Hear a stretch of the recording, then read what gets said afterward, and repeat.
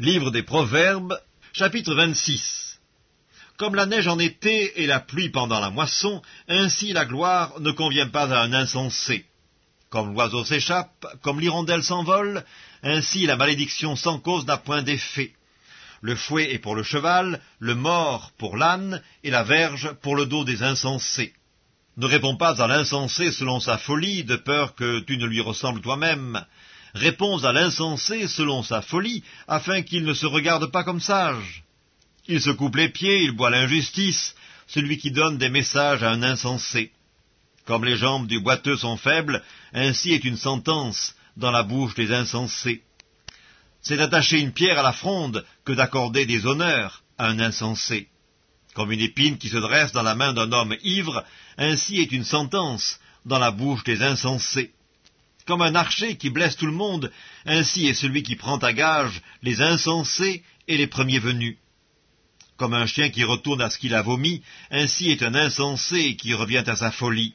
Si tu vois un homme qui se croit sage, il y a plus à espérer d'un insensé que de lui. Le paresseux dit « Il y a un lion sur le chemin, il y a un lion dans les rues ». La porte tourne sur ses gonds, et le paresseux sur son lit. Le paresseux plonge sa main dans le plat, et il trouve pénible de la ramener à sa bouche. Le paresseux se croit plus sage que 7 hommes qui répondent avec bon sens. Comme celui qui saisit un chien par les oreilles, ainsi est un passant qui s'irrite pour une querelle où il n'a que faire. Comme un furieux qui lance des flammes, des flèches et la mort, ainsi est un homme qui trompe son prochain et qui dit « N'était-ce pas pour plaisanter ?»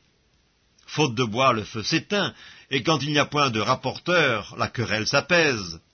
Le charbon produit un brasier et le bois du feu. Ainsi un homme querelleur échauffe une dispute.